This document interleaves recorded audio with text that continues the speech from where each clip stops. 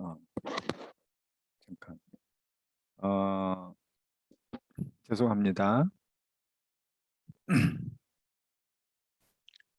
마이크가 방금 안 들렸었는데 다시 기도하겠습니다.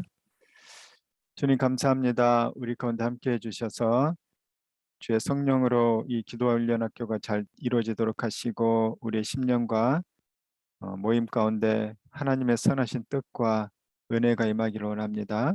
주님께서 도와주시고 지혜와 명철로 함께 하시옵소서. 듣는 길을 허락하시옵소서. 예수님의 이름으로 기도합니다. 아멘. 반갑습니다. 자, 오늘은 이제 2과의 두 번째, 2단원의 두 번째입니다. 책은 그렇게 두껍지 않은데 내용이 상당히 많다고 했죠. 우리 82페이지, 82페이지입니다. 하나님의 뜻은 무엇인가? 잠깐 화면을 한번 보면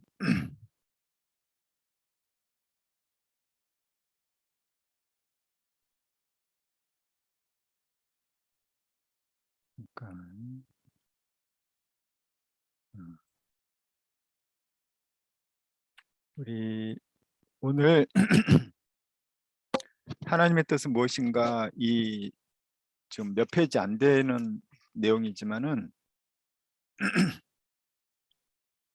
이런 책들을 요약했다고 보시면 됩니다. 그래서 잠깐만요. 잘 안 보이나요?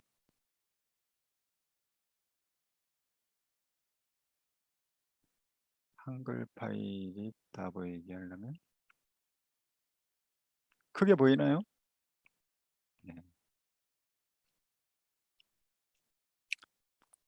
하나님의 뜻에 대해서 제일 유명한 책은 제럴드 시처의 하나님의 뜻이라는 책이 있습니다. 이 책은 하나님의 뜻에 대한 고전과 같은 책입니다. 그래서 이 책은 한번 읽어봐 주시고 그 다음에 브루스 윌키가 쓴 하나님의 뜻, 하나님의 인도, 하나님의 뜻, 하나님의 인도를 어떻게 받을 것인가.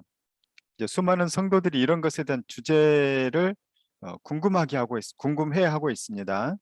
그래서 이런 책들을 읽으시면은 내가 하나님의 뜻에 대해서 굉장히 궁금할 때 어떻게 분별을 하지? 어떻게 알 수 있지? 그럴 때 이런 책들을 읽게 되면은 굉장히 건강한, 건전한 이런 어떤 틀들을 가지게 될 것입니다.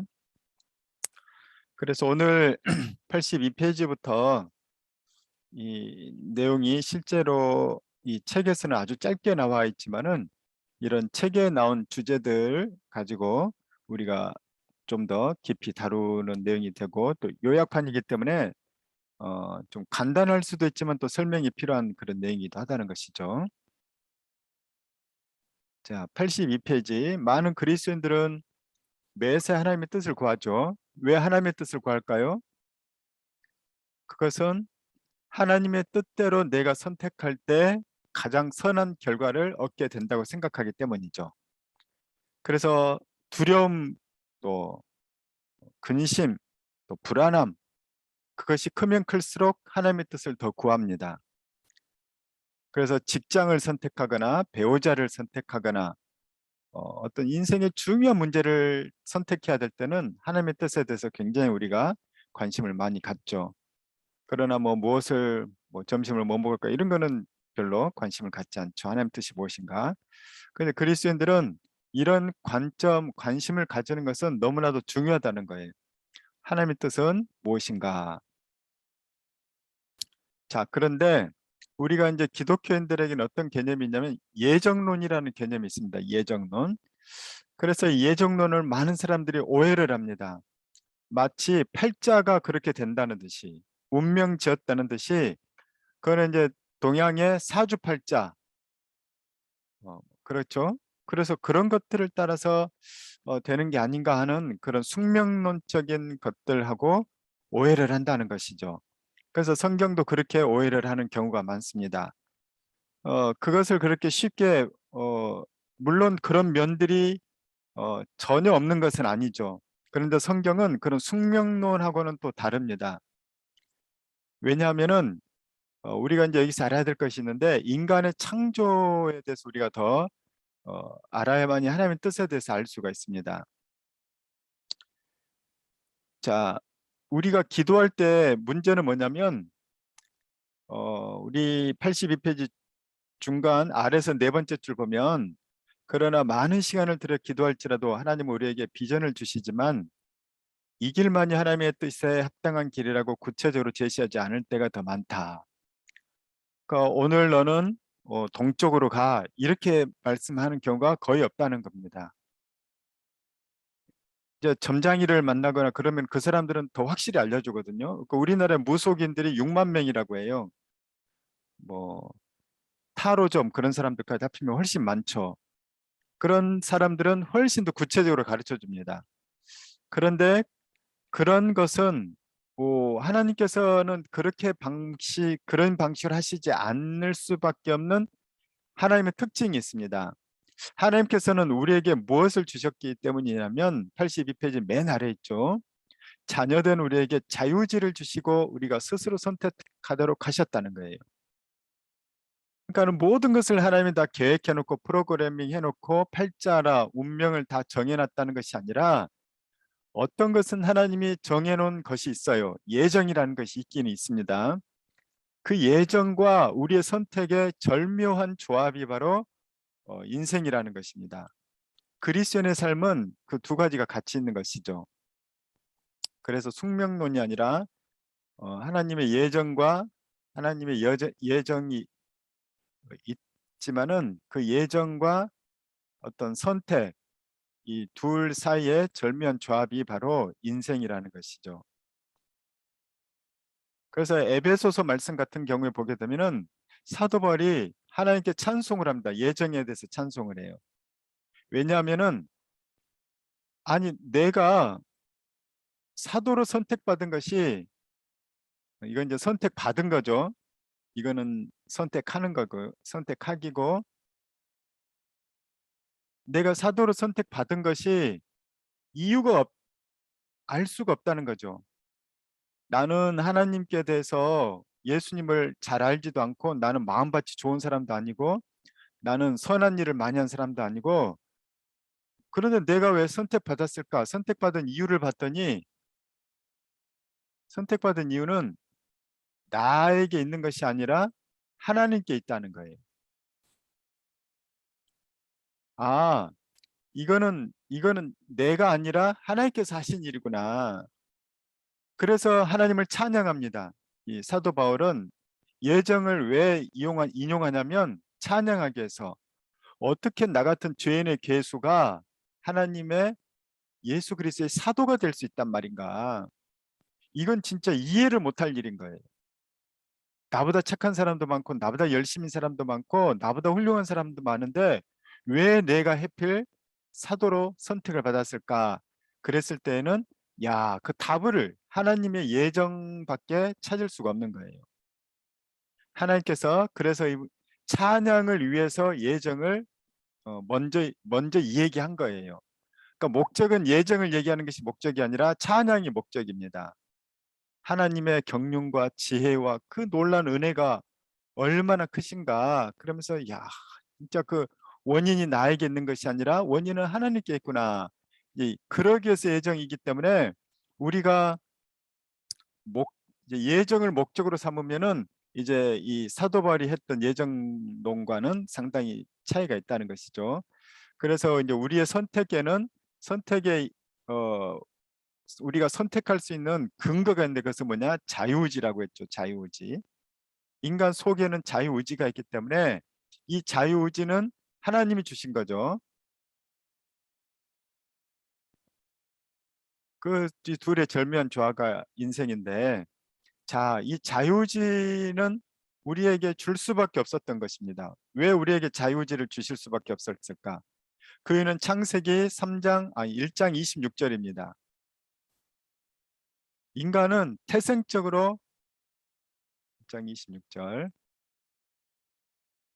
인간은 하나님의 형상과 모양으로 지음을 받았습니다.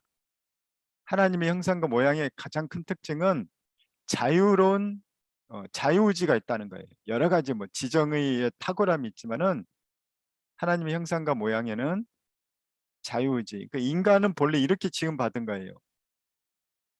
인간 속에는 하나님의 형상과 모양이 있습니다.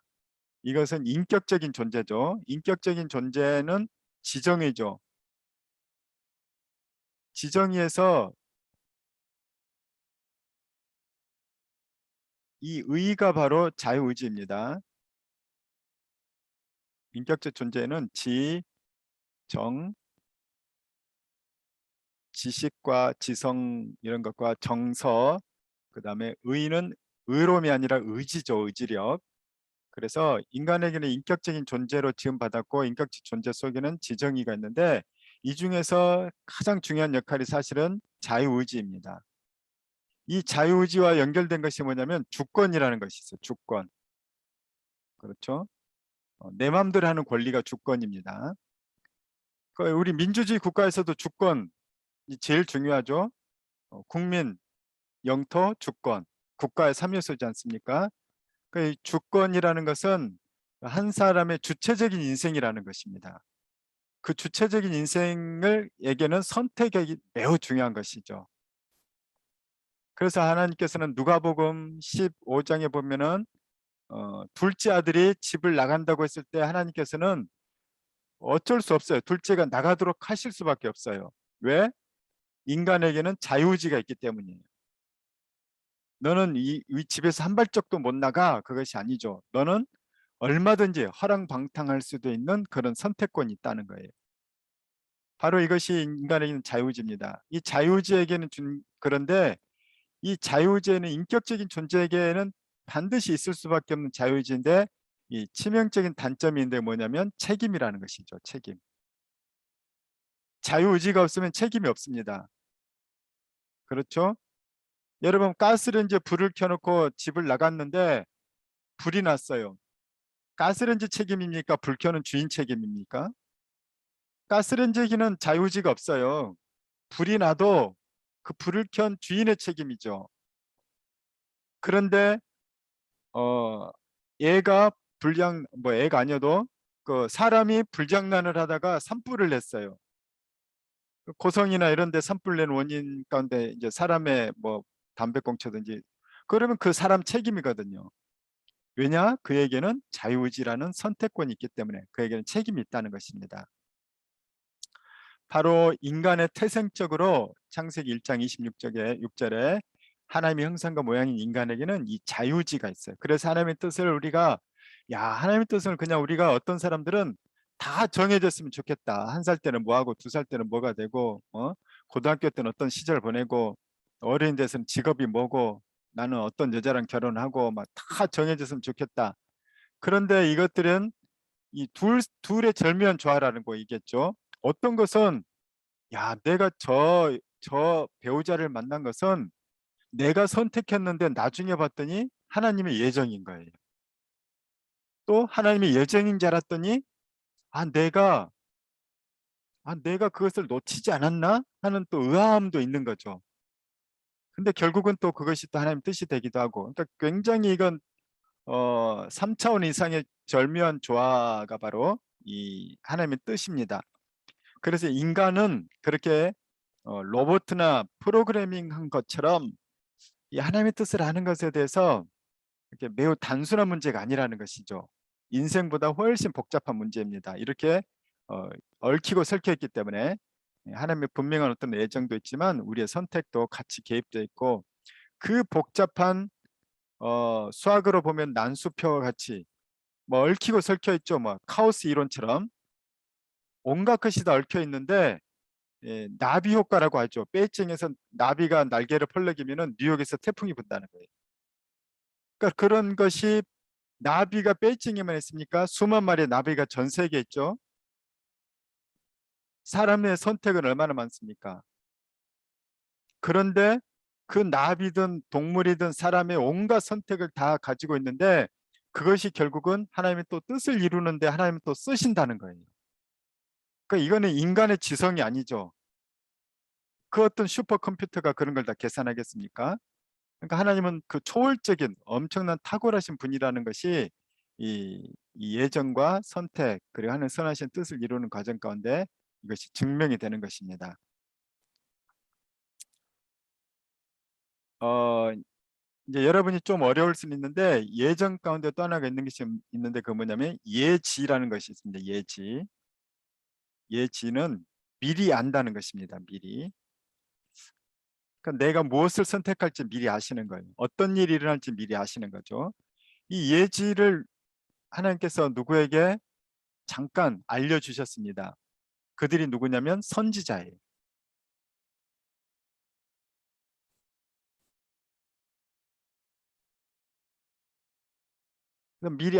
미리 아는 하나님의 것들에 대해서, 그러니까 메시아가 구약의 선지자들은 북이스라엘이 언제 망할지 알았습니다. 남유다가 언제 망할 줄 알았죠. 그 다음에 메시아신 예수님이 언제 오실지 어떻게 오실지 알았어요. 그것을 선지자에게 하나님을 미리 보여주신 거죠. 이것이 이제 예지입니다. 예지. 자, 바로 이런 것들이 우리에게 있고, 이제 하나 예지를 하나님께서 할 수 있을 예지를 하나님께서 어떻게 하나님 예지를 하실 수 있을까? 자, 이것이 시간입니다. 이것이 서기 500년이에요. 약 500년경에 조선이 건국됐죠. 500년 전에. 여기가 2022년이에요. 여기가 뭐 2100년입니다. 그러면은 이 서기 500년에 2022년에 대한민국이 이렇게 발전한 걸 알아서 누가 어, 기록을 해놨다. 그러면 그것은 예언서가 되는 거죠. 예언서. 점쟁이들도 누가 대통령이 될 거다 이런 예언을 하죠. 이 500년의 관점에서 봤을 때 2021년을 안다는 거죠. 어떻게 알 수 있을까요? 이 시간의 흐름 속에 여기 안에 있으면은 그냥 흐르는 대로밖에 모릅니다. 그런데 하나님께서 시간 밖에 계시면 이것이 시간입니다. 시간 안에서는 시간 흐르는 것밖에 모르죠. 그런데 시간 밖에 계시면 이때 관점, 이때도 보시고 이때도 보시는 거죠. 그래서 이때 보신 것을 이때 사람에게 알려주는 거예요. 이것이 이제 예지가 되고 예언이 되는 것입니다. 그러니까 하나님은 시간을 초월하신 분이라는 거죠. 그분이 이제 전능하신 하나님입니다.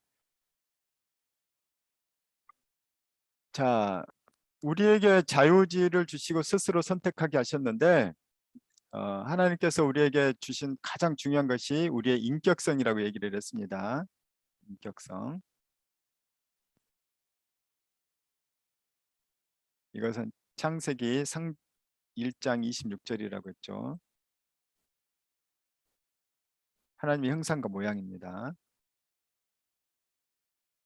자, 이 인격적인 존재에게 가장 또 중요한 개념이 자유의지라고 했습니다. 자유의지는 선택권이라고 했죠. 하나님이 제일 기뻐하는 게 뭐냐? 우리가 선택을 잘하는 것을 기뻐합니다. 그렇죠. 여러분 생일에 내 사랑하는 자녀가 또 친구나 또 내가 배우자가 여러분이 생일이라고 선물을 가져왔는데 마지못해서 여러분의 남편이 또 부인이 그냥 또 이 선물 안 하면은 나 괴롭힘 당할 거야 하면서 억지로 하나 툭 던져줄 때 굉장히 기분 나쁘잖아요. 그런데 이 선물을 위해서 또는 어떤 이벤트를 위해서 뭐 한 달 전부터 준비해 가지고 편지도 쓰고 뭐 풍선도 붙이고 선물 속에 포장 하나라도 정성이 탁 들어가 있는 것을 보게 되면은 아주 마음이 기쁩니다. 왜냐? 그 사람의 자유로운 자유의지를 써서 그 자유의지를 가지고 그 마음이 들어있기 때문이죠. 하나님께서도 마찬가지라는 것이죠. 그래서 하나님께서도 우리의 자유로운 선택을 너무나도 기뻐하시기 때문에 다 예정해 놓는 것이 아니라 우리에게 수많은 선택권을 주기를 원하신다는 거예요. 그래서 우리의 인생 결정도 마찬가지라는 것입니다. 나는 삼성전자에 갈지 LG전자에 갈지 고민하고 또 SK에 갈지 고민하는데 하나님은 삼성, LG, SK가 중요한 것이 아니라는 것이죠. 그러나 하나님께서 원하시는 중요하게 생각하는 것이 있습니다. 그것은 뭐냐면 83페이지 위에서 6번째 줄이죠. 그렇다면 이 기준은 무엇인가? 그것은 하나님의 나라와 의를 먼저 구하는 삶이다. 하나님께서 제일 원하시는 것은 하나님의 뜻은 뭐냐? 마태복음 6장 33절이에요. 우리 83페이지 밑 중간에 있죠. 그런즉 너희는 먼저 그의 나라와 그의 의를 구하라. 그리하면 이 모든 것을 너희에게 더하시리라. 우리의 관심은 사실 그 뒷부분이에요. 이 모든 것. 세상의 삶이거든요. 그래서 직업이 무엇인지, 또 어떤 사람 만나야 내가 더 행복하게 살 것인지, 내가 어디로 가는 게 더 좋을 것인지, 이것이 사실 우리의 큰 관심이죠. 그런데 하나님은 관심의 우선순위를 먼저 그의 나라와 그의 의를 구하라는 거예요.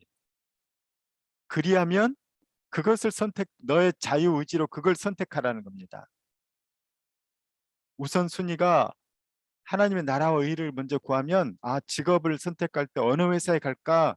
그 우선순위 그걸 먼저 선택하지 말고 하나님 제가 삼성에 가든 LG에 가든 SK에 가든 또 다른 작은 중소기업에 가든지 내가 어디에서든지 하나님의 나라와 의를 구하는 삶을 살겠습니다. 그때 하나님께서는 내가 어디를 가든지 그 회사 가운데서 나에게 모든 것을 더해 주신다는 것입니다. 그러니까 이 선택과 하나님의 뜻을 구하는 것이 우리의 관점과 기대와는 너무나도 다른 것이죠. 그래서 하나님의 원하시는 것, 뜻의 삶, 뜻은 이렇게 이제 안다는 것이죠. 자, 그래서 제럴드 시처는 이렇게 얘기합니다. 하나님께서 우리의 매사에 절대 중심에 있길 하나님께서는 우리의 매사에 절대 중심에 있길 원하신다. 그러니까 하나님의 뜻은 뭐냐? 하나님이 우리의 삶, 인생의 중심이 되기를 원하신다는 거예요. 그래서 우리가 하나님, 예수님 뭐라고 부릅니까? 주님이라고 부르죠. 주님. 주님 할 때 주가 뭡니까? 주는 주인이란 뜻이죠. 내 인생의 주인이라는 거예요. 이 말씀이 뭐냐? 바로 마태복음 6장 33절 말씀인 거예요. 내 인생의 가장 우선권, 가장 귀한 분은 주님이라는 거예요. 그의 나라와 그의 의. 주님이시고 주님이 원하시는 것. 이것이 바로 하나님의 뜻입니다. 그래서 자 이제 그 뒤에 자 이제 어떻게 살아가는 뜻에 합당한 삶인가 이제 삶의 방식이 있습니다. 삶의 방식. 우리는 이제 뭐 어떤 결과물을 원하는데 하나님께서 더 중요하게 여기시는 것은 삶의 방식입니다. 자, 삶의 방식은 데살로니가 전서 5장 16, 18절이죠. 항상 기뻐하라, 쉬지 말고 기도해라, 범사에 감사하라. 이것이 그리스도 예수 안에서 너희를 향하신 하나님의 뜻이니라. 자, 그래서 83페이지 맨 아랫줄 밑줄 한번 그어주십시오. 이것은 목적이 아니라 바꿔 써주세요. 목적 지우고 결과 중심의 삶이 아닌 방법 중심의 삶을 말한다. 우리는 결과에 관심이 있어요. 그렇죠. 걔 그래서 연봉이 얼마야? 걔 그래서 직업이 뭐야? 걔 그래서 어느 회사 다녀? 걔 그래서 어디 살아? 우리는 결과에 관심이 있다는 거예요. 그런데 하나님께서는 결과보다는 방법을 더 중요하게 여기신다는 것이죠. 그래서 이 방법이 뭐냐? 항상 기뻐하고 쉬지 말고 기도하고 범사에 감사하는 것. 이것이 이제 하나님께서 인생을 살아가는 우리에게 원하시는 뜻이라는 것이죠. 성경에 보면 하나님이 원하시는 뜻이 적어도 신약에는 딱 2번밖에 안 나옵니다. 하나님의 뜻이라는 단어는 제가 옛날에 한번 찾아봤는데 그 단어는 데살로니가 전서에 2번이 나와요. 이 4장에 보면은 뭐라고 나왔냐면 하나님의 뜻은 너희의 거룩이라고 나와요. 거룩.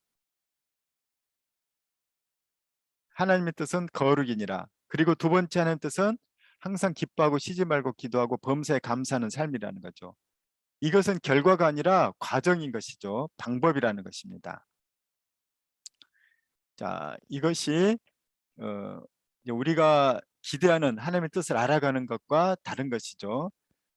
그래서 사람들은 내 기대와 다르기 때문에 이제 실망을 합니다. 유대인들이 예수님께 실망하듯이 나는 좀 확실하게 그래서 내가 어느 회사 가라는지 또 어디서 살라는지 나는 그것이 알고 싶은데 하나님께서는 방법과 과정을 자꾸 강조하신다는 거죠. 그런데 우리는 우리의 관점을 바꾸고 하나님께 관점을 바꿔야 하나님 관점에 맞춰야겠죠. 자, 84페이지입니다. 그래서 맨 위에 줄 환경과 상황에 상관없이 항상 기뻐하고 감사하는 삶을 사는 것이다. 이것이 하나님의 뜻입니다. 그러나 위에서부터 이어서 7번째 줄 이렇게 살기 원하지만 환경과 상황에 짓눌려 좀처럼 기뻐하고 감사하지 못하는 것이 우리의 현실이다. 자, 밑줄 그어주세요. 그렇기에 주님은 우리에게 쉬지 말고 기도하라고 하신다는 거예요. 그러니까 사실 이것은 같이 묻어간다는 것이죠.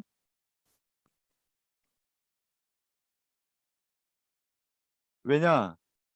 우리는 항상 기뻐하고 범사에 감사하는 삶을 살고 싶은데 우리는 그런 삶을 살 수 있는 능력이 없다는 거예요. 그렇죠. 누구한테 말 한마디 들어도 기분이 나빠가지고 감사와 기쁨을 잃어버리지 않습니까? 또는 피곤해도 우리는 감사와 기쁨을 잃어버립니다. 자, 우리 잠깐 한번 어, 나눠보도록 하겠습니다. 자, 오늘 여러분들 우리 감사 제목과 오늘 암송 우리 계속 하고 있었는데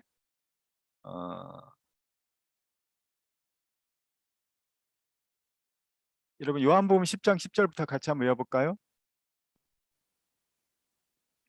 요한복음 10장 10절 마이크를 한번 다 켜주세요. 다들 암송하셨죠? 네. 천정 쌤도 마이크 켜주시고 네. 송성환 형제님은 직장에서 아마 하시는 것 같고 자, 요한복음 10장 10절 같이 한번 암송해 보겠습니다. 시작. 도둑이 오는 것은 오는 것은 도둑질하고 도둑질하고 죽이고 멸망하려는 것이요 시키려는 것뿐이요. 내가 온 것은 양으로 생명을 얻게 하고 더 약을 풍성하게 얻게 하려는 하려는 것이요. 것이라. 네. 아멘. 네. 요한복음 10장 10절 말씀. 음. 네. 다들 아주 잘하셨어요. 여러분들이 이제 이 말씀이 여러분의 능력이 되어야 됩니다. 그래서 마귀가 뭘 원하는지, 주님은 무엇을 원하시는지, 주님 우리에게 주시고자 하는 것이 무엇인지 이런 것이 다 확실하게 설 때 승리할 수 있습니다. 자, 여러분들이 매일 감사기도 제목을 우리가 훈련하고 있는데 감사기도 제목을 할 때 여러분이 어떤 어려움이 있는지 또는 감사 제목 옛날에 하기 전과 요즘 이제 감사 제목 기도 훈련하면서 그래도 찾아서 올렸을 때 어떻게 좀 다른 것이 있는지 그것을 한번 나눠봤으면 좋겠어요. 자, 우리 최은아 집사님은 어떠셨어요? 저는 예전에 일상적인 생활이 감사하는 게 아니라 그냥 당연한 하루하루라고 생각을 했는데 네, 감사 기도 제목을 하면서 '아 이것도 감사할 일이구나. 작은 것에.' 네, 그러니까 뭐 지금 봄이라서 꽃이 많이 피어 있는 것도 소소한 것에 감사함을 네, 느끼기 시작했어요 저는. 네, 그래서 너무 그것 또한 감사한 것 같아요. 네, 그렇죠. 감사합니다. 네, 김지연 자매님은요? 네. 저는 감사 노트를 네, 되게 몇 년 동안 쓰기는 썼거든요. 근데 네, 올해 되게 게을리하고 안 쓰고 좀 그랬는데 네, 제가 이제 일찍 일어나기 위해서 좀 연습을 올해 1월부터 많이 했거든요. 근데 일찍 일어나는 게 이제 초반에는 조금 잘 되기도 하고 좋았는데 이게 정말 약간 내가 일찍 일어나기 위한 것이 일찍 잠을 깨서 뭔가 기도도 하고 뭐 큐티도 하고 또 책도 보고 이제 이런 시간을 갖고 싶었는데 네. 나중에는 이게 좀 뒤바뀌어서 일찍 일어나는 거에 뭔가 그게 뭔가 성취감으로 끝나는 것 같은? 그래서 돌이켜보면 아침에 뭘 했지? 약간 그런 생각도 들고 그래서 뭔가 감사 노트 쓰는 시간이 일정하게 있었는데 오히려 저는 약간 되게 죄송스럽게 열심히 못하고 있어서 굉장히 좀 회개가 되고요. 그래서 감사 노트를 이제 뭔가 감사를 기록으로 남겼을 때 굉장히 유익한 것 같아요. 그래서 이제 하루 돌아보면서 아, 내가 이것도 감사했고 저것도 감사했고 이제 어떨 때는 진짜 되게 여러 가지 소소하게 정말 작은 것까지 하나님이 정말 많이 은혜를 주신다 이런 생각이 들 수 있는 시간인 것 같아요. 감사 제목 쓰다 보면. 네. 그렇죠. 네. 최은정 집사님은요? 저도 이제 감사 일기를 쓰면서 작은 것에 감사하고 또 오늘 하루를 돌아보는 것 같아요. '오늘 하루 어떤 감사가 있었지?'라고 했을 때 '아침에는 이런 일이 있었고 이런 일이 있어서 되게 감사했구나.'라고 생각하면서 작은 것에 감사하면서 많이 겸손해지고 또 '하나님의 은혜가 이렇게 있구나.'라는 생각에 인제 저희 반 애들을 데리고 감사 일기를 날마다 쓰고 있어요. 근데 인제 한 일 주 넘었거든요, 감사일기를. 근데 처음에 친구들이 되게 감사일기 쓴 종례 시간마다 감사일기 저도 인제 칠판에다 세 가지를 쓰고 학교에 있었던 일에 대해서 그리고 인제 우리 반 애들한테도 감사일기 쓰라고 해 가지고 제가 일 주일에 인제 지난주 금요일 날 걷어서 했더니 친구들이 처음에는 하기 싫은 게 막 티가 났어요, 한 2-3 일은. 근데 한 3-4 일부터는 애들이 너무 이렇게 진솔하게 뭐 이렇게 "국어 선생님이 수업을 재밌게 해 주셔서 감사하다." 친구가 나한테 뭐 예쁘다는 말을 해 줘서 감사하다. 막 이런 것들을 하면서 이게 쪼금 애들이 뭔가 변화가 되기 시작하는 그런 모습들이 좀 보이고 하면서 '아 감사라는 게 우리가 무심코 지나갈 수 있는 건데 이것들을 감사라고 여겼을 때부터 아이들이 뭔가 작은 일에도 감사합니다라는 마음을 가진 그 자세부터가 뭔가 인제 새로운 출발이구나.'라는 생각이 들어서 그런 걸 보면서 되게 감사하다는 생각이 많이 들었어요. 네. 감사합니다. 이 감사 노트가 사실 작은 일 같은데 인생을 바꾸죠. 그리고 분위기도 바꿉니다. 이제 저 같은 경우는 이제 회의를 많이 하고 옛날에 선교단체 할 때도 이제 회의를 많이 하거든요. 그런데 똑같은 일을 치러 놓고 나서도 분위기가 확확 바뀔 때가 있어요. 어떤 사람이 그런 거 어떤 것에 대해서 불만하고 비난하기 시작하면 다른 사람도 따라서 불만과 비난거리를 더 찾더라고요. 근데 감사하면은 또 감사거리를 더 찾더라고요. 물론 이제 둘 다 필요할 때가 있어요, 객관적으로. 그런데 여러분 가정 생활이든지 인간관계에서도 그 사람은 누구나 단점이 있는데 감사를 먼저 보게 되면 그 사람에 대한 이미지가 좋아지고 또 그 좋은 이미지로 상대방이 나를 대하면 그 사람은 이 아이들 같은 경우에도 자신감이 생기죠. 그래서 인생을 더욱더 적극적으로 살아가고 또 힘있게 살아가는 그 힘을 부여받습니다. 실제로 이제 뇌 호르몬이나 이런 뇌과학자들이 연구해 볼 때도 감사할 때 우리 몸이 훨씬 건강해지고 또 우리 가치관도 훨씬 긍정적인 사람으로 바뀌는 것이죠. 그래서 어떤 이 범죄자가 될 것인지 아니면은 또 세상에 빛을 전하는 사람이 될 것인지 향기로운 사람이 될 것인지 이거는 인생의 어떤 태도거든요. 인생을 바라보는 태도. 네, 감사가 이제 그런 걸 많이 바꿔줄 것 같고 여러분이 그래서 작은 습관이지만은 사실은 엄청난 위대한 일들을 하고 계시는 거고 또 하나는 아까 최연아 집사님이 이제 계절의 변화를 아신다고 꽃도 감사 막 그랬는데 심리학에서 보면은 계절의 변화를 느끼지 못하는 것은 정신적으로 내가 지금 뭔가 문제가 있다는 증거이거든요. 그러니까 나는 너무 바빠서 계절의 변화를 못 느꼈어. 벌써 여름이야? 막 이렇게. 근데 심각하게 못 느낀 사람이 있거든요. 시간이 빨라가 아니라. 만약에 그렇다면은 감사가 회복되면은 그것들도 캐치를 할 수 있습니다. 마음의 여유가 생겨서 또 정신적으로도 여유가 없고 불만과 불안과 두려움이 많은 사람도 이 감사를 하게 되면 이렇게 바뀌게 되는 것이죠. 그래서 하나님께서는 우리에게 진짜 제일 좋은 걸 주시는 거예요. 감사라는 것이죠. 근데 우리 아까 나왔듯이 실제로는 감사는 무슨 감사, 원망과 불평밖에 안 나오는 상황이 있고 숨도 못 쉴 만큼 힘든 상황이 또 우리 인생에는 닥치잖아요.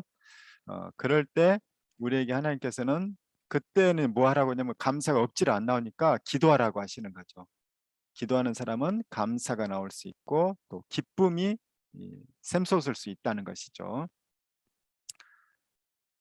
자, 그래서 여러분이 이제 기도 훈련할 때 호흡 기도나 나중에 이제 주님 가르치신 주기도문 이런 기도를 통해서 내가 뭐 주문처럼 쓰는 것이 아니라 그 기도 훈련을 통해서 여러분이 기도의 파워가 여러분에게 실려진다면은 호흡 기도를 단 몇 분만 했지만은 여러분 기도가 열리는 그런 일들이 있게 되고 이제 주기도문을 하면은 또 다른 구체적인 곳으로 들어가는 그런 일들도 있게 될 것입니다. 자, 그래서 우리는 이제 하나님의 뜻을 막 구하면서 그래서 결과가 뭐라고요? 우리 짧게 얘기해 주세요, 하나님. 그래서 제가 누구랑 결혼합니까? 저는 몇 살에 죽습니까? 저는 어떤 직장에 취업합니까? 고등학생이 자기가 무슨 대학에 갈 줄 알면 어떻게 되겠어요? 고등학교 3년 동안. 바로 그 얘기가 84페이지 중간쯤입니다. 만약 하나님이 그분의 뜻, 다시 말해 미래 우리에게 일어날 일들을 낱낱이 보여주신다면 우리 인생 지옥 같을 거다. 미래에 있을 고난을 보고 평안할 사람이 없을 거라는 거죠. 나는 43살에 엄청나게 아플 거야. 또는 몇 살에 우리 어머니가 돌아가실 거야. 뭐 이런 일들을 안다면은 얼마나 불안하겠습니까? 그다음에 미래 펼쳐질 나는 서울대 가. 그럼 얘가 고1, 2, 3을 어떻게 보낼 것 같아요? 열심히 할 애들도 있겠지만은 나는 나중에 뭐 어차피 뭐 돈 많이 벌어. 굳이 대학 안 가도 되고 뭐 해도 되고 나는 돈 많이 벌어서 잘 먹고 잘 살 거야. 만약에 미래 풍요를 안다면은 현재 삶을 굉장히 나태할 거라는 거죠. 불안하거나 나태하거나. 그리고 미래에 대해서 기대도 하지 않고 노력도 하지 않겠죠. 자기의 인격적인 선택도 없다는 거예요. 인격적인 삶을 살지 못한다는 겁니다. 어차피 노력해도 안 되고 어차피 뭐 노력 안 해도 되고 그러면은 얼마나 인생이 지루합니까? 요즘에 이 젊은 애들이 다 포기하잖아요. 어차피 노력해도 집 못 산다. 서울에 어떻게 집을 사, 내 연봉으로. 그런 것은 정말로 희망이 없는 삶이죠. 가능성이 있기 때문에 우리는 희망을 품고 살고 그 막 가능성이 있기 때문에 새로운 도전들을 하는 것이죠. 인격적인 선택들을 하고. 그래서 인간다운 삶을 살기 위해서는 모르는 것이 훨씬 나은 것이라는 거예요. 모르는 것이 선물이고. 그런데 이제 너무 중요한 것들은 이제 하나님이 알려주십니다. 그것도 이제 구원에 관한 것, 또 하나님의 뜻을 성취하는 어떤 역사의 큰 분기점 같은 거는 이제 하나님께서 알려주시는 것들이 있다는 것입니다. 자, 그래서 85페이지 정말 하나님의 자녀라면 중간입니다. 그분의 마음을 알기 때문에 두려움 없이 담대하게 결정하고 선택하며 살아갈 수 있다. 하나님께서 우리에게 주시고자 하는 마음은 이거야 저거야 하면서 두려워하는 것이 아니라 무엇이든지 내가 먼저 그의 나라와 그의 의를 구한다면 무엇이든지 선택하라는 거예요. 내 적성은 이거야. 내가 하고 싶은 건 이거야. 주변 사람들이 나를 냉정하게 평가했을 때 나는 이게 맞대. 내가 한번 다시 곰곰이 생각해 봤더니 그게 맞는 것 같아. 물론 기도를 하는 거죠. 하나님, 그러면 제가 그 가운데서 어떻게 그리스도인으로서 잘 살아낼 수 있겠습니까? 하나님, 정말 이것을 반대하지 않습니까? 그래서 하나님께 기도하면서 내 의지와 내 선택에 대해서 같이 맞물려서 내가 결정을 한다는 것입니다. 그것이 바로 이제 그리스도인의 삶이라는 것이죠. 그런데 우리가 이것을 알아야 되는데 우리는 실패하고 넘어지는 것을 싫어하기 때문에 하나님의 뜻을 자꾸 알려고 한다는 것이죠. 그래서 우리 이제 뒤에 과하고 연결됩니다. 고난하고. 우리는 실패, 실수 이것을 너무나도 두려워하고 그것이 이제 끝인 걸로 오해를 한다는 것이죠. 자, 그래서 밑에서 한 5번째 줄, 우리의 실수와 실패조차도 합력하여 선을 이루시는 하나님의 영원한 사랑이 성령님을 통해 우리를 회복시키시고 다시금 일으키셔서 이전에는 상상하지 못했던 새로운 길로 우리를 인도해 주실 것이기 때문이다. 우리가 알아야 될 건 뭐냐?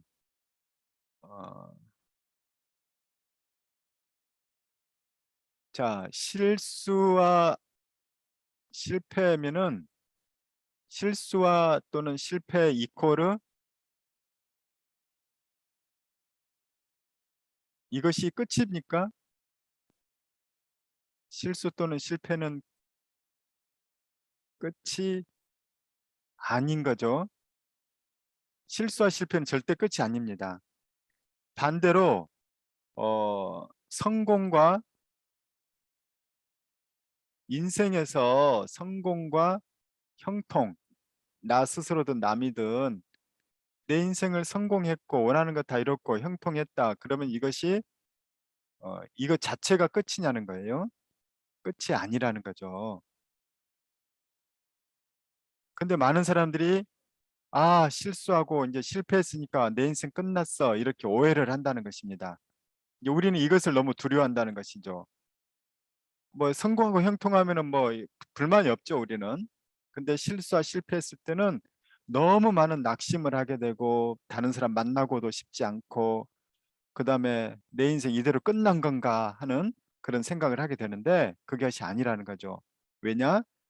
우리 85페이지 맨 아래에 있습니다. 우리가 알거니와 하나님을 사랑하는 자 곧 그 뜻대로 부르심을 입은 자들에게는 모든 것이 합력하 선을 이루니라. 모든 것은 실수, 실패, 성공, 형통을 다 포함합니다. 우리는 실패와 성공과 형통은 이제 뭐 다 좋게 생각하기 때문에 그건 제껴놓고 실수와 실패마저도 선을 이루는데 쓰신다는 거예요. 그래서 실수와 실패도 선을 이루는데 쓴다면 그것은 잘 된 겁니다. 사실은. 우리가 이제 이것을 알아야 된다는 것이죠. 그래서 그리스도인들은 세상에 많은 사람들은 실수와 실패하면은 내 인생 끝났다고 하고 자포자기하고 어떤 사람은 자살까지 하죠. 그렇죠. 인생 끝났다고 생각하기 때문에. 그런데 그리스도인의 힘은 그것이 아니라는 거예요. 절대로 이것은 끝이 아니기 때문에 포기할 수 없는 것이죠. 우리의 끝은 선을 이루느냐 마느냐 이것입니다. 하나님께서 이루시는 그 선. 그래서 사실은 나의 실수와 나의 실패도 하나님은 뭘 하시냐면 하나님의 선을 이루신다는 거예요. 이 하나님의 선은 무엇일까요? 여러 가지가 있습니다. 제일 큰 선은 구원입니다. 우리의 구원. 어떤 사람은 실수하거나 실패하지 않으면 절대로 예수 안 믿을 사람이 부지기수죠. 대다수가 그렇죠. 그래서 인생의 중간에 예수 믿은 사람들의 대부분은 실수와 실패가 반드시 있습니다. 근데 이것은 그 사람이 구원을 받았다면 이것은 엄청난 복이 되는 거예요. 성공과 형통함을 통해서 평생 성공과 형통했는데 그 사람 구원받지 못하면 이거는 저주가 되는 것이죠. 우리는 그런데 이걸 못 보는 거죠. 평생 나는 성공과 형통만 했으면 좋겠어. 그래서 우리 자녀들도 마찬가지죠. 자녀 교육을 시킬 때도 자녀에게 계속 성공과 형통만 해주려고 하면 자녀 인생 망합니다. 그렇죠? 그 자녀 성공만 형통만 해보세요. 얼마나 교만해집니까? 그 다음에 그 어떤 그 독립심이 없어집니다. 스스로 헤쳐나갈 능력이 없어요. 계속 잘 됐기 때문에. 그 다음에 또 공감 능력도 떨어집니다. 아니 왜 그걸 못해? 그러죠. 비호감이 되는 거예요, 이런 사람들은. 그런데 실수와 실패, 위인들은 대부분 그렇죠. 실수와 실패가 반드시 있습니다. 이순신 장군, 뭐 링컨 대통령, 뭐 존경받는 사람들은 대부분 이것이 같이 있는 거잖아요. 그래서 이것은 하나님의 선 이루는 것이고, 또 하나님의 선은 뭐냐면 하나님의 나라와 의입니다. 하나님의 나라와 의. 하나님의 나라와 의를 위해서 헌신하는 사람들, 여기는 이제 헌신이 포함됩니다. 그분들이 괜히 헌신 안 하죠.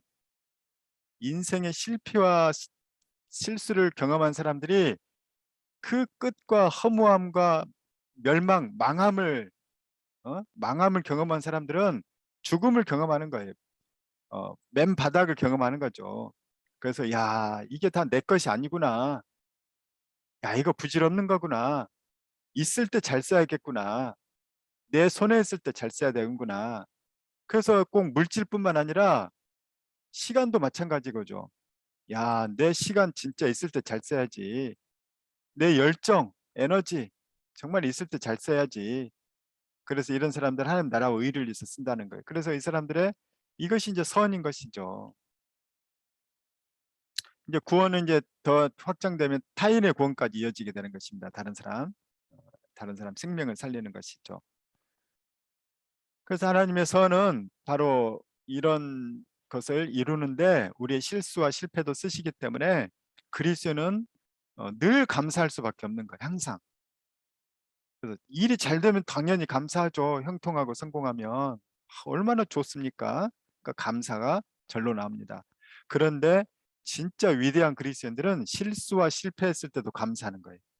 아, 하나님, 제가 이 실수를 통해서 교훈을 얻었습니다. 배웠습니다. 내가 배워서 반복하지 않고 성숙한 사람이 되고 다른 사람을 도와줄 수 있거든요. 내가 실패를 통해서 겸손을 배웠습니다. 그리고 내 실패를 통해서 내 한계를 배우고 내가 예수를 믿게 되었습니다. 구원을 받았습니다. 그러니까는 이런 사람들은 내가 실수와 실패를 통해 내가 성장을 이뤘습니다. 자기 성장을 이뤘습니다. 그러니까 감사하지 않을 것이 없다는 것이죠. 근데 이런 모든 에너지가 어디서 나오느냐? 이런 깨달음이 안 오거든요. 잘. 기도를 통해서 바로 하나님은 성령께서 이걸 다 우리에게 알려주신다는 거예요.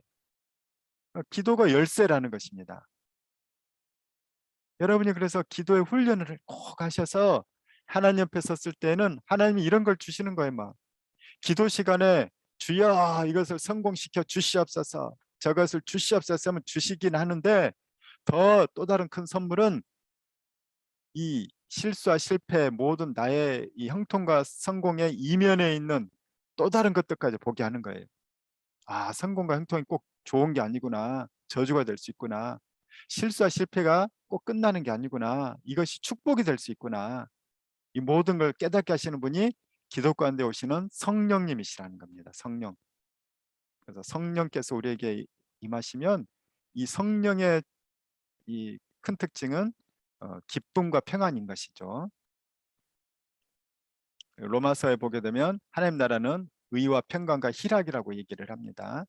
그래서 기쁨과 평안을 우리에게 주시는 거예요. 그래서 아무것도 염려하지 말고 모든 일에 기도와 간구로 너의 구할 것을 감사함으로 하나님께 아뢰라. 그러면 모든 지각이 뛰어난 하나님 평강이 너희 마음과 그리스도 예수 안에서 너희 마음과 생각을 지키시리라. 이 기도하는 사람에게 주신다는 겁니다. 그러니까 기도가 너무너무 큰 축복인 거죠. 마귀가 그래서 기도하는 사람 제일 싫어하고 미워하는 거죠. 기도 안 하면은 자기가 다 쥐고 흔들 수 있는데 기도한 사람은 절대 흔들 수 없거든요.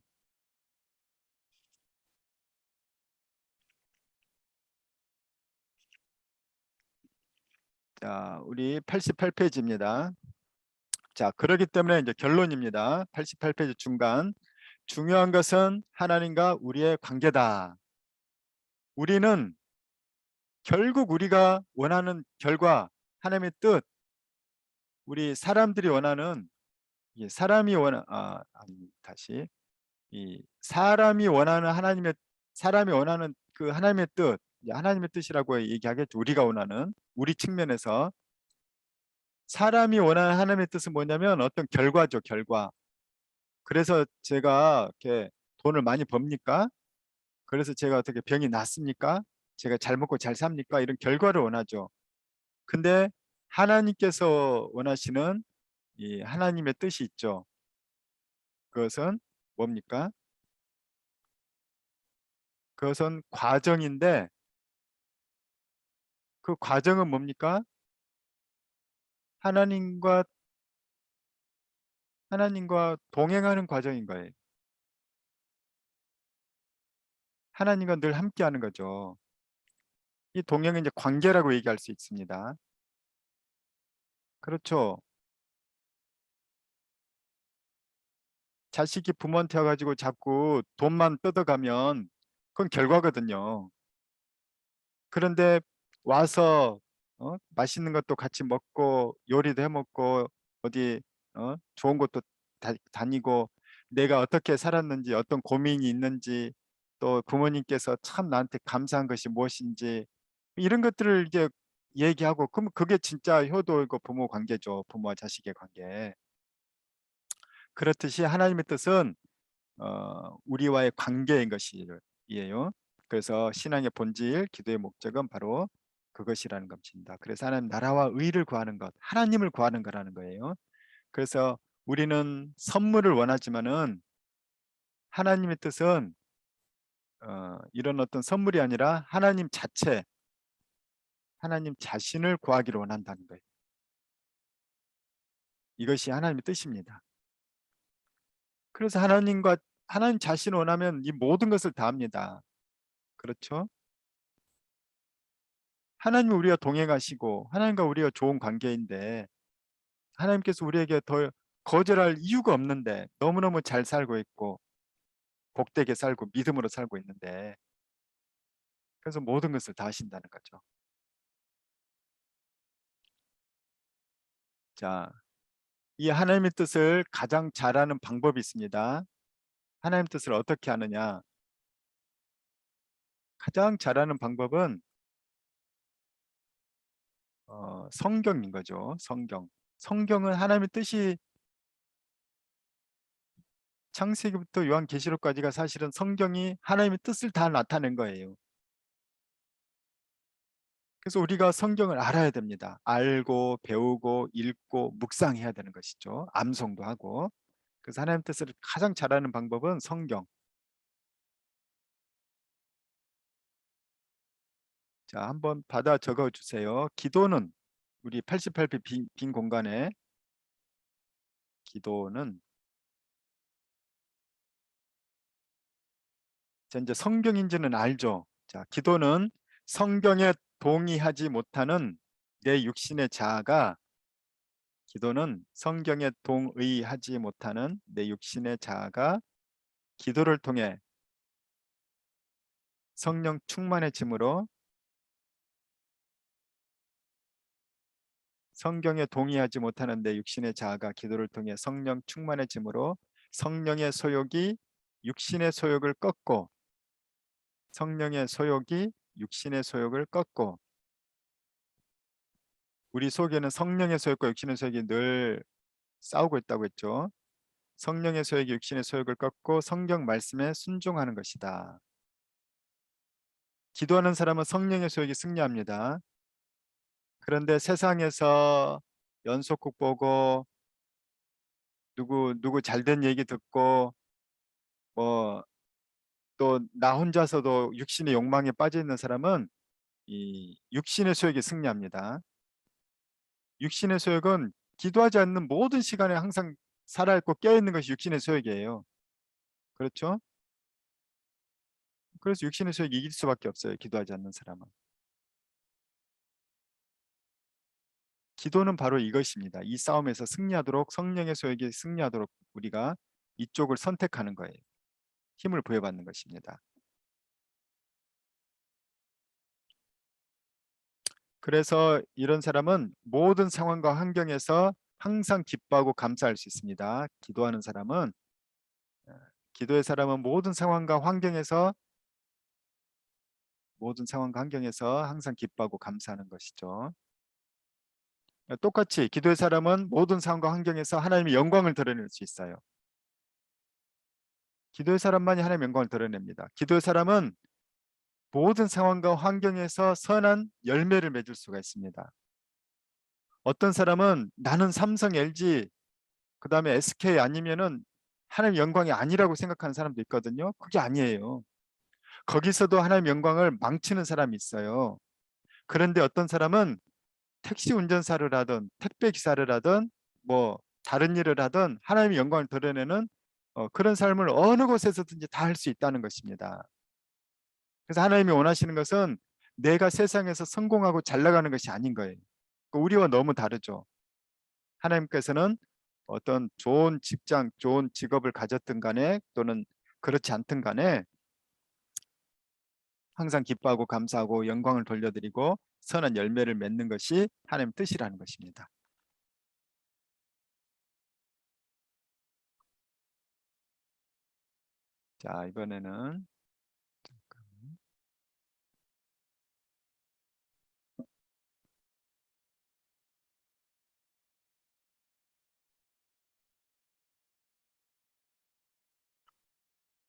자, 이번에는 그 고난의 의미는 무엇인가 89페이지 고난의 의미로 들어가겠습니다. 우리 인생에 여러분이 이 책들도 기본적으로 한번 읽어보시면 너무 좋을 것 같아요. 제일 유명한 책은 고통, 고난에 대한 제일 유명한 책은 C.S. 루이스의 고통의 문제죠. 그래서 어지간한 그리스도인들은 아마 다 읽었을 거예요. 고통의 문제. 읽었거나 읽다가 말았거나. 그래서 C.S. 루이스 책은 그냥 가장 기본적인 책입니다. 그 다음에 오카노 목사님이 고통에는 뜻이 있다는 책이 있는데 이 책은 아마 중고를 사야 될 수도 있습니다. 근데 오카노 목사님이 목회했던 지역이 어디입니까? 옛날에는 강남역이었잖아요. 서울 대한민국의 가장 중심지 강남역이었어요.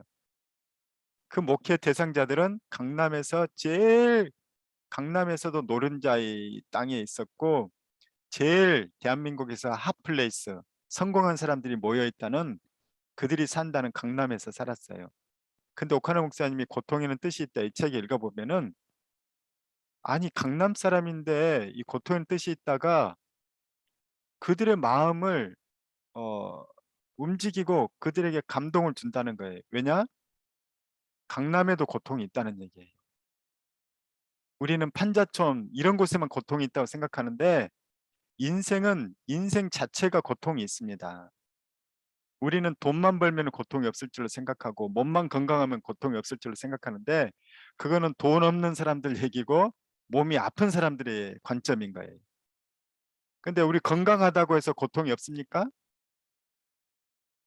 건강해도 얼마든지 고통이 많거든요. 몸이 건강해도. 마찬가지로 돈이 많아도 얼마든지 고통 요소는 너무너무 많다는 것이죠. 물론 돈이 없거나 몸이 아프면 또 다른 더 힘든 고통이 우리에게 가중되는 것은 맞습니다만은 자 인생은 그래서 이 고통, 이 고난 이런 것들은 어, 인생에 어쩔 수 없는 반드시 있는 것이라는 거죠. 자 그런데 이제 문제는 뭐냐면 그리스도인들에게 이런 고난과 고통이 왔을 때 우리는 이것을 해석하기가 너무 어렵다는 것이죠.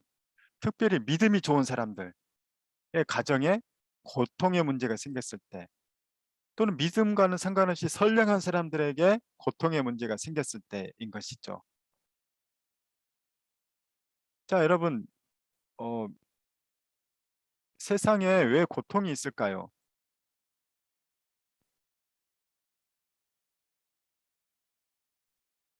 고통은 그냥 악한 사람들만 생겼으면 좋겠는데 선한 사람들도 고통을 당하고 그 다음에 믿음이 좋은 사람들에게도 고통이 당합니다. 믿음이 너무 훌륭한 사람인데도 고통스러운 인생에 고통의 문제들이 막 생긴다는 거예요. 자, 그랬을 때 이제 우리는 헷갈리게 되고 시험에 들 때도 있다는 것입니다. 하나님, 도대체 내가 뭘 잘못했다고 이런 일이 생긴단 말입니까? 이렇게 생각할 때 이제 우리가 이것에 대해서 그, 그, 그 알아야 될 것인데 뭐냐면 고통의 원인에 대해서 알아야 됩니다. 고통의 원인은 굉장히 여러 가지인데 어, 고통의 원인에 어, 가장 큰 원인이 있습니다. 가장 큰 보편적 원인이 있죠. 그러니까 하나님께서 우리가 잘못하면은 징계의 고통을 주시기도 하는데 그런 거 말고 가장 큰 보편적 원인이 있다는 거예요. 그것은 뭘까요? 이거는 믿음이 좋은 사람도 고통이 생길 수밖에 없고 그다음에 선한 사람에게도 무고한 사람에게도 고통이 생긴다는 거예요. 왜냐? 다 보편적 원인이 있기 때문인 것이죠. 그거는 인간의 타락 때문이라는 거예요. 세상의 타락.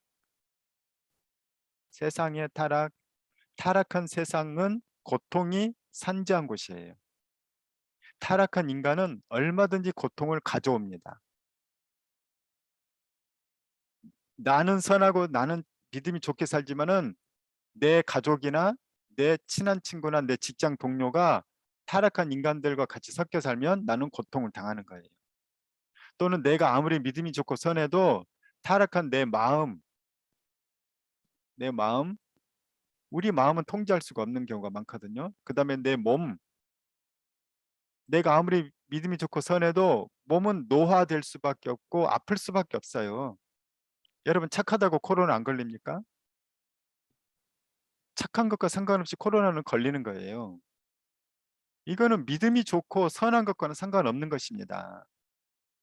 내 마음 상태나 나도 나를 어쩔 수 없는 내 마음 상태. 그 다음에 내 몸 관리 아무리 열심히 해도 어쩔 수 없는 타락한 좀 부족한 것이 내 몸이거든요. 그래서 이 고통은 이렇게 올 수밖에 없어요. 이것이 다 이제 뭐냐? 타락 때문이라는 것이죠. 그래서 우리가 첫 시간부터 얘기를 했죠. 우리 인생을 바라보는 중요한 관점을 여러분이 가져야 된다고. 자, 그것이 뭡니까? 예, 창조라고 했죠. 처음에 인간을 너무나도 아름답게 하나님 형상과 모양으로 창조했고 그 창조의 시대에는 인간에게는 부족함이 없었습니다. 그래서 에덴 동산이죠. 에덴 동산에서 이 창조의 풍성함이 있었습니다. 그래서 우리 외웠던 요한복음 10장 10절의 말씀엔 주님께서 왜 오셨느냐? 에덴 동산에는 그 창조의 초창기, 창조의 원형에는 생명과 풍성함이 있었다는 거예요. 그것이 바로 에덴 동산의 창조입니다. 이것이 창조를 얘기하죠. 그런데 어느 순간 선악과를 따먹는 타락이 일어났죠.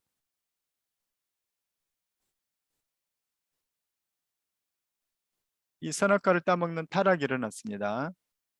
이 타락은 계속 이어지죠.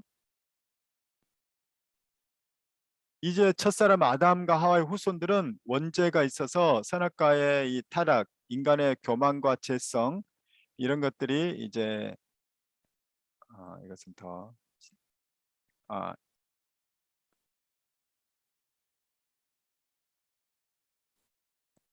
세상 끝날까지 이어지는 것이 타락이라고 했죠. 이것이 타락의 시대입니다. 지금 우리는 타락의 시대에 타락한 몸을 갖고 살고 있어요. 몸과 마음을 갖고. 자, 이것이 선악과 타락인 거고 자, 그런데 인간 세상의 신기원을 이룩하는 굉장히 중요한 분수령이 예수 그리스도의 오심이라고 했죠. 처음 오심을 초림, 그리고 다시 오시는 것, 이때가 재림. 이 재림 때가 바로 최후의 심판이라고 했죠. 이때 이제 세상의 타락은 끝납니다. 지구가 이때는 이제 수명을 다하는 거예요. 자, 이때부터 예수님의 초림부터 시작된 것이 뭐냐? 하나님의 나라죠.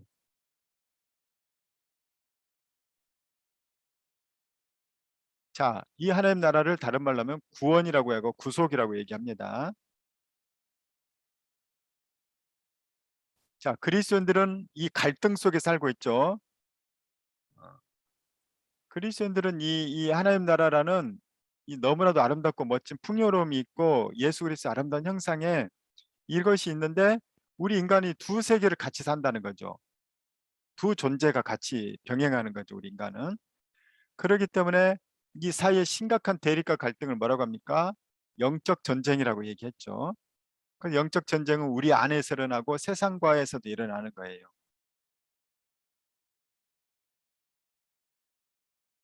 끊임없이 우리는 여기에서 상처를 받기도 하고 패배를 당하기도 하고 실수하고 실패하기도 하는 그런 경험들을 한다는 것입니다. 이 사이에서의 갈등. 그래서 영원한 하나님 나라는 이제 이때부터 새하늘과 새 땅 이때부터 펼쳐지게 되고 이제 타락은 아예 없어지게 되고 하나님 나라만 계속 영원히 이어지는 것이죠. 자, 그것이 이제 창조 타락 구속입니다. 그러니까 타락한 세상 속에서 타락한 인간이 살고 있기 때문에 우리는 이 타락을 아주 중요하게 알아야 되는 거죠. 왜냐? 타락은 지금 우리가 사는 세상이기 때문에. 그래서 타락한 인간과 세상 속에는 고난이 있을 수밖에 없어요. 그래서 선한 사람에게도 고난이 닥칩니다. 자, 그래서 그 고난의 기원을 이제 우리가 궁금하죠. 고난의 기원, 아니 고난의 시작은, 고난은 누가 주는가? 고난은 누가 주나? 그래서 우리가 이제 그 무슨 일이 생기면 하나님, 하늘도 원통하시, 하늘도 심하시지 왜 우리에게 이런 일 당하게 하시나? 하나님 나한테 왜 이런 고난을 주시나요? 우리 이렇게 질문하죠. 근데 성경에 보게 되면 고난은 누가 주냐면 마귀가 줍니다. 욥기를 보게 되면 마귀가 고난을 주죠. 그런데 그렇다면 하나님은 어떤 일을 행하시나? 하나님은 마귀가 고난을 줄 때 하나님께서 하시는 일은 허락을 하신다는 거예요. 허락을. 허용을 하시는 거죠. 허용. 왜냐? 타락한 세상에는 고난이 있을 수밖에 없는 거예요. 곡식과 가라지가 같이 있거든요. 그래서 종들은 저 가라지를 다 뽑아버릴까 했더니 가라지 뽑으면 곡식도 상하기 때문에 놔두라는 거죠. 최후 심판 때까지. 그래서 성도들의 삶에는 고난이 허용되는 거예요. 가라지가 같이 사는 거예요. 인생에. 그런데 하나님이 위대한 것은 뭐냐면 그분은 합력해서 선을 이루시기, 하나님은 다 계획이 있으신 거죠. 합력해서 선을 이루신다는 거예요. 하나님께서 허용하신 데에는 다 계획이 합력해서 선을 이루시는 그 방안이, 대안이 있기 때문인 것이죠. 자, 그래서 우리 89페이지 밑에서 세 번째 줄입니다. 죄는 인간의 마음을 유린한다. 고난은 죄의 산물이다. 이 죄가 뭐냐면 선악과 사건입니다.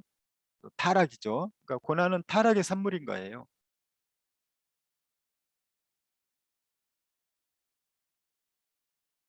자, 우리 빈칸에 한번 써보세요. C.S. 루이스 유명한 말이 있습니다. 89페이지 맨 위에 빈칸 같은데 보면 고통은 귀먹은 세상을 불러 일깨우는 하나님의 메가폰이다.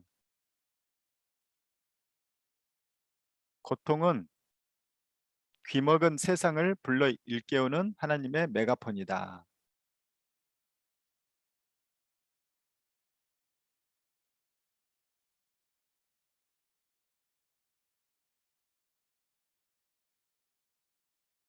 그래서 C.S. 루이스는 그렇게 얘기를 했는데, 그러니까 아무리 우리가 세상 예수 믿는 사람들도 이제 정신을 못 차리면 하나님이 고난을 허락하시는데 정신 차리라고 메가폰을 확성기를 튼다는 것입니다. 또 C.S. 루이스는 이렇게 얘기합니다. 악인은 고통이 눈앞에 명백히 오기 전까지는 환상에서 깨어나지 못한다. 우리 인간은 타락했기 때문에 누구나 다 악인이거든요. 악이 있어요. 근데 악인은 고통이 눈앞에 명백히 오기 전까지는 환상에서 깨어나지 못한다. 내가 선한 줄로 착각하고 있다는 거예요. 그래서 믿음이 좋은 사람일수록 회개를 더 많이 합니다. 남들은 다 칭찬을 하는데 성령 충만하게 되고 고난 가운데 있게 되면 내 죄가 더 잘 보이거든요. 그래서 믿음이 좋을수록 사실은 회개를 더 잘해요. 원래 믿음이 안 좋은 사람, 막 악한 사람이 회개 많이 할 것 같은데 믿음 좋은 사람이 더 많이 하는 참 아이러니가 있습니다. 자, C.S. 루이스는 이런 말을 했습니다. 보이시죠? 최후의 반역에 성공한 자들은 스스로 요구한 무서운 자유를 누린 결과 자아의 노예가 된다. 그러나 축복받은 자들은 영원히 순종의 무릎을 꿇음으로써 영원 무궁토록 더 자유로운 존재가 된다. 그러니까 스스로 반역에 성공한 자들은 하나님을 떠나는 것에 성공한 자들인 거예요. 하나님 없이 사는 것에 성공한 자들.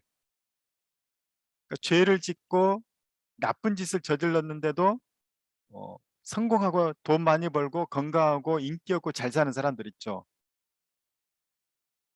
그런 사람들 뭐 실명을 뭐 얘기해서 미안하지만은 뭐 다 뉴스에 나왔으니까 그 옛날에 승리 정 누구죠? 연예인들 있죠. 얼마나 승리라는 사람이 제가 기사를 연예 기사 자주 보는데 사업에도 성공하고 빅뱅이라는 그룹에서도 세계적인 성공한 사람 아닙니까? 그런데 그 연예인들 인기 많은 그 연예인들이 같이 단톡방 만들어 가지고 여자들을 뭐 성폭행을 하고 유린을 하고 온갖 그 모욕을 하고 그들의 그 추악한 민낯이 다 드러났죠. 그런데 그들은 그것이 드러나기 전까지는 다 성공한 사람들이었어요. 하나님 없이도 잘 먹고 잘 살고 즐겁게 사는 사람들이었어요. 누리면서 사는 사람들이었죠. 그런데 알고 봤더니 그들은 노예였죠. 음란의 노예들이었어요. 남을 인신 공격하는 노예들이었던 거예요. 쾌락의 노예들이었죠. 그러나 축복받은 자들은 회개하고 돌아온 자들이에요. 하나님께 무릎을 꿇음으로써 하나님 앞에 회개한 자들, 그들은 진짜 자유를 얻게 됩니다. 죄가 더 이상 그들을 어떻게 하지 못하죠. 그래서 하나님께 무릎 꿇고 나는 죄인입니다. 이 고백을 한 사람들이 바로 진정한 자유인이라는 것이죠. 그래서 고통의 역할이 있습니다. 여기서 나옵니다. 고통의 역할은 완고한 자아를 깨뜨리는 역할을 합니다. 완고한 자아를 깨뜨립니다. 구약 성경에 보게 되면 이스라엘을 멸망시킬 때 하나님께서 그들에게 예언했던 예언이 뭐냐면 목이 곧은 백성이라고 얘기를 하죠. 목이 곧은 백성. 그 목이 곧은 백성이 끝까지 회개하지 않으니까 나라를 멸망시켜 버리죠. 멸망할 그때야 그들이 자가 깨져서 다시 하나님께 돌아오거든요.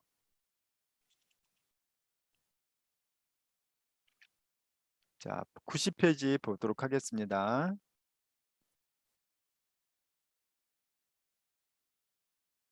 자, 맨 위에 한번 써보세요. 고통에 집중하지 말고 고통 뒤에 계시는 하나님을 바라보라. 오카농 쌤 책에 나오는 구절입니다. 고통에 집중하지 말고 고통 뒤에 계시는 하나님을 바라보라. 이제 이 말은 뭐 여러 가지 의미가 있겠죠. 고통 뒤는 뭐 먹구름 위에 태양이 있듯이 언젠가 먹구름이 지나면 밝은 태양이 빛난다 그런 의미도 있지만은 또 하나는 뭐냐면 그 고통을 합력할 선을 이루시는 하나님을 바라보라는 거예요. 고통마저도 선하게 사용하신 하나님. 자, 어떻게 선하게 사용하시냐? 첫 번째, 고난은 우리로 하여금 깨닫게 한다는 거죠. 뭘 깨닫게 할까요? 내가 죄인됨을 깨닫게 합니다. 고통 없으면 우리는 절대 죄인이라고 고백하지 않죠. 두 번째는 죽음을 깨닫게 합니다. 고통 가운데 있으면 이러다 죽겠구나. 죽고 싶다. 죽으면 뭐 다 허무하고 별거 다 죽으면 쓸데없는 것들이 많았네. 그러니까 죄를 깨닫게 하고 죽음을 깨닫게 하는 거예요. 고통은. 그리고 하나님을 바라보게 합니다. 고통스러울수록 하나님을 찾죠. 고통은 그래서 하나님을 깨닫게 합니다. 자, 두 번째 이 고난은 하나님의 자녀다운 인격 형성의 절대적인 요소이다. 예수 믿는 사람에게 왜 하나님은 고난을 허용하시나? 믿음이 좋음에도 불구하고 왜 형하시나? 우리가 볼 때는 괜찮지만 훌륭하지만 하나님께서 볼 때는 하나님의 그릇으로 이 세상에서 하나님의 영광을 위해서 또 다른 사람의 생명을 살리기 위해서 쓰임 받도록 하기 위해서는 더 우리를 훈련시키고 다듬어야 된다는 것이에요. 그래서 준비된 하나님의 자녀는 더 위대한 일을 할 수 있기 때문에, 더 많은 생명을 살릴 수 있기 때문에, 그래서 하나님 우리를 성장시키기 위해서 고난을 허락하십니다. 이거는 뭐 예수 안 믿는 사람도 마찬가지죠. 예수 안 믿는 사람들도 고난 가운데 많이 성장합니다. 반대로 그런데 예수 안 믿는 사람들은 고난 가운데 포기하고 자포자기하고 더 악인이 되어버리는 경우들도 참 많죠. 그래서 고난을 기왕에 당할 거면 예수 안에서 당해야 되는 거예요. 예수님 밖에서 고난 당하면 굉장히 위험합니다. 사람이 다 악해지고 독해지고 어, 자포자기하고 그럴 수 있기 때문에. 자, 이 고난의 역설이 바로 십자가 사건이라고 하죠. 90페이지. 가장 저주스러운 고난인데 가장 위대한 일을 행한 것이 십자가죠. 그래서 우리 영어에 유명한 단어 있죠. No cross, no crown. No cross, no crown. 뭐 좀 해석하면 또 이제 의역 좀 좋게 이제 하면은 고통의 십자가는 영광의 부활로 이어진다는 거예요. 하나님께서 우리에게 예수님의 그 십자가가 예수님의 있듯이 예수의 제자들에게는 좁은 문 좁은 길에 고통을 허락하신다는 거죠. 왜냐? 십자가는 반드시 부활로 이어지기 때문인 거예요. 그래서 십자가에서는 늘 기도의 사람이 되어야 되는 것입니다. 말씀의 사람이 되고. 바로 그런 의미에서 중간이죠. 그런 의미에서 고난은 하나님의 주관하에 있다. 고통 위에, 고통 뒤에 계시는 하나님 바라보라는 얘기가 그 얘기입니다. 하나님께서 이 고통을 주관해 주시라고.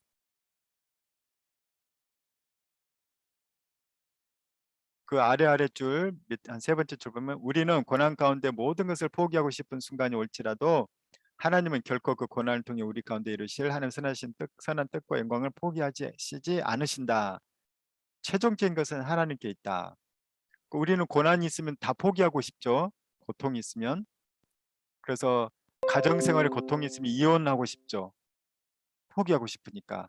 또 그 부모님이 힘들면은 빨리 돌아가셨으면 좋겠습니다. 이렇게 또 얘기하기도 하고, 또 자녀가 고통스러우면은 저는 우리 아이도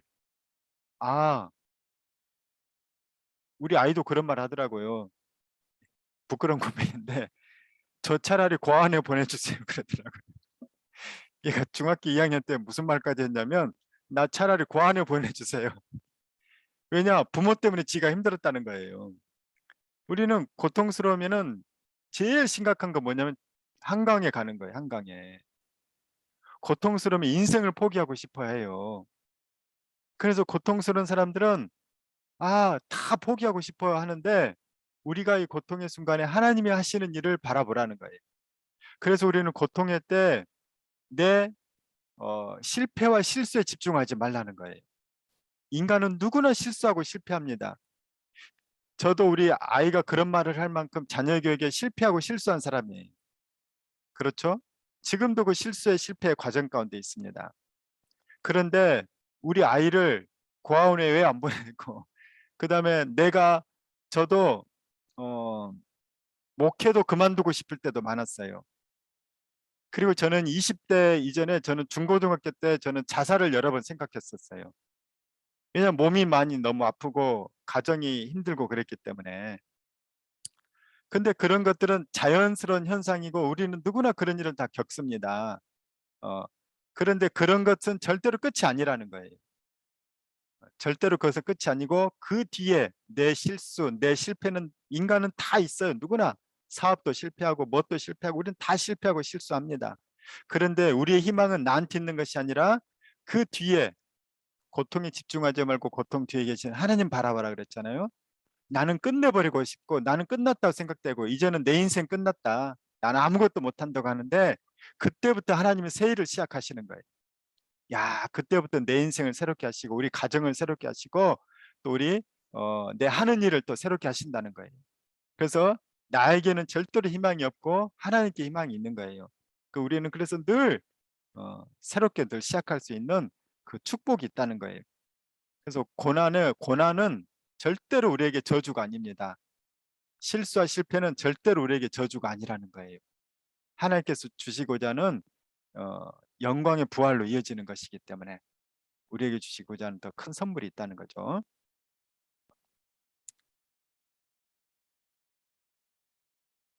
자, 그래서 요한계시록에 이제 또 하나의 고난이 있습니다. 이거는 이제 우리 인생이 우리가 타락한 세상에서 타락한 인간들끼리 부대끼기 때문에 생기는 고난이 있어요. 지금까지 다룬 고난은 그거예요. 타락의 고난. 원인이 타락이라고 얘기를 했죠. 그래서 타락으로 인해서 오는 고난이 있어요. 내가 타락했기 때문에 또는 나와 함께 살아가는 사람들이 타락했기 때문에 또 나와 다른 사람들이 타락했기 때문에 어쩔 수 없어요. 나의 한계가 있고 내 주변 사람의 한계가 있는 거죠. 그래서 우리에게는 고난이 있을 수밖에 없습니다. 그 다음에 여기 이제 이면에 영적 세계라고 그러는 마귀가 있는 것이죠. 고난에는. 그래서 첫 번째 이유는 이 타락한 세상이기 때문인 거고, 두 번째는 뭐냐면은 영적 전쟁이기 때문에 당하는 고난이 있다는 거예요. 아까 우리 창조 타락 구속 그 표를 봤죠. 영적 전쟁을 수행하면은 고통스러워요. 우크라이나 전쟁 우리 보죠. 군인들 얼마나 고통스럽습니까? 군인은 제대로 잘 수 없고 제대로 먹을 수 없죠. 그리고 부상 당하기도 하고 죽기도 합니다. 이것이 영적 전쟁으로 인한 고난인 것이죠. 자, 그 얘기가 91페이지에 성도들이 당하는 종말론적인 환난을 얘기합니다. 이거는 나의 성장과도 상관없을 때도 있어요. 나의 성장과는 상관없고 믿음과도 상관없을 수 있어요. 이거는 그냥 당면한 현실이라는 거예요. 영적 전쟁. 이것은 공중 권세 잡은 자. 이것도 역시 마귀는 하여튼 다 관여를 합니다. 공중 권세 잡은 자.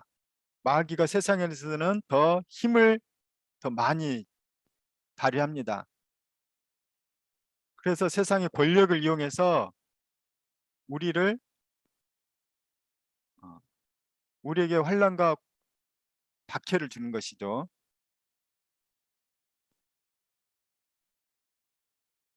자, 그래서 91페이지 인용구 요한계시록 7장 14절 같이 읽겠습니다. 내가 말하기를 내 주여 당신이 아시나이다 하니 그가 나에게 이르되 이는 큰 환난에서 나오는 자들인데 어린 양의 피에 그 옷을 씻어 희게 하였느니라. 이거는 종말론적인 고통이라는 것이죠. 이 세상에서 예수 믿는 이 영적 전쟁은 모든 크리스천들입니다. 모든 예수 믿는 사람들, 모든 크리스천들은 다 이 고난을 당할 수밖에 없어요. 자, 근데 이제 우리가 알아야 될 것은 91페이지 밑에서 네 번째 줄. 여기에서 우리가 절대로 여기서는 뒤로 물러가면 안 됩니다. 여기서 이제 잘못 나가면 이제 배교가 되는 것이죠. 그래서 여기서 이제 믿음을 저버리면은 마귀가 승리해 버리면은 우리는 이제 이거는 구원의 문제와 관련이 있기 때문에 이것만큼은 절대로 양보해서는 안 되는 것이죠. 사실 나의 타락과 인간의 타락은 실수와 실패도 괜찮아요. 그냥 죽지만 않으면 돼. 여기서는 죽지만 않으면 돼. 그래서 인간과 타락하고 나도 타락했기 때문에 우리는 사업에 실패해도 되고 뭐에 실패해도 되고 다 괜찮아. 이런 거는 죽지만 않으면, 자살만 안 하면 돼요. 기회가 있기 때문에, 살아있는 한 기회가 있기 때문에. 근데 여기서는 배교하면은 끝입니다. 영적 전쟁에서는. 그리고 여기에서는 이제 거룩한 흰옷은 구원을 얘기한다는 것이죠. 그래서 이런 사람들은 결국은 이제 무엇을 이루게 되냐면 로마서 5장 3절 마지막 92페이지 마지막 보겠습니다. 시작. 다만 이뿐 아니라 우리가 환난 중에도 즐거워하나니 이는 환난은 인내를, 인내는 연단을, 연단은 소망을 이루는 줄 알미로다. 자, 그래서 이제 하나님께서 이 고난에 고난도 합력하여서 선을 이루신다고 했죠. 이 선을 이루시는 가장 중요한 방편이 실수와 실패라고 얘기를 했어요. 그래서 우리의 실패와 실수를 통해서 하나님은 선을 이루셔요. 이 선은 두 가지라고 했죠. 뭐라고 했습니까? 첫 번째는 구원이죠. 구원.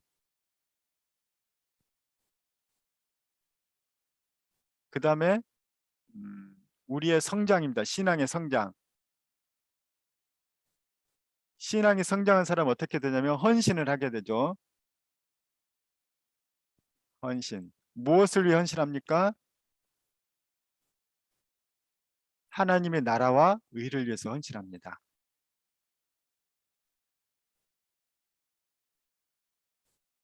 그러니까 하나님께서 이루시는 선은 이거예요. 첫 번째는 구원, 두 번째는 성장. 첫 번째는 구원이고 두 번째는 성장이죠. 성장한 사람은 헌신하게 돼 있거든요. 이런 분들이 이제 선교사 인생 중반에 나이 40에 50에 갑자기 선교사 나가는 분들 보면 다 스토리가 있죠. 대부분 실수와 실패 스토리가 있습니다. 그래서 이 헌신으로 나가는 경우가 많죠. 그래서 이 고난의 문제 이 두 가지 차원을 여러분들이 잘 보시고 우리 그 로마서 5장 3절과 4절은 이 환난은 이 두 가지를 다 포함됩니다. 때로는 이것도 이용하고 이 내 실수와 실패를 얘기하기도 합니다. 환난은 인내를 세상이 주는 것도 있고 다른 사람이 주는 것도 있고 마귀가 주는 것도 있습니다. 그래서 환난이 인내를, 인내는 연단을, 연단은 소망을 이루는 줄 압니다. 그래서 우리가 이 과정에 있다는 것을 반드시 고난은 과정이라는 것을 알 때 우리는 고난에 대한 여유를 갖게 되고 의연한 대처를 할 수 있게 되는 거예요. 그래서 실수와 실패는 절대 끝이 아니라고 얘기했죠. 마무리 복습합니다. 끝이 아닙니다. 세상 사람들은 근데 자꾸 이렇게 오해한다는 것이죠. 이 모든 것은 다 과정이고 결국해서 합력해서 선을 이루는 것이 결과입니다. 자, 오늘 강의 중에 좀 사실 책을 이 고난이라는 문제, 하나님 뜻이라는 문제는 굉장히 이 책 한 권, 몇 권을 다룰 만큼 좀 방대한 분량인데 같이 다뤄봤습니다. 혹시 질문 있으십니까?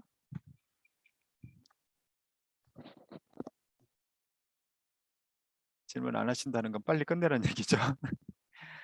네. 자, 우리 그러면은 근황을 나누시고 기도 제목을 나누시고 같이 또 서로 위해서 기도하고 마무리하도록 하겠습니다. 자, 이번에는 최은정 집사님부터. 저는 많이 피곤했는데 피곤도가 조금은 줄긴 줄었는데 여전히 피곤한 건 좀 있는 것 같아요. 그래서 일단은 몸은 조금씩 회복되고 있어서 되게 감사하고 한참 이렇게 학급에 문제가 너무 막 이렇게 작고 큰 일들이 있어서 그거 해결하느라고 너무 힘들었는데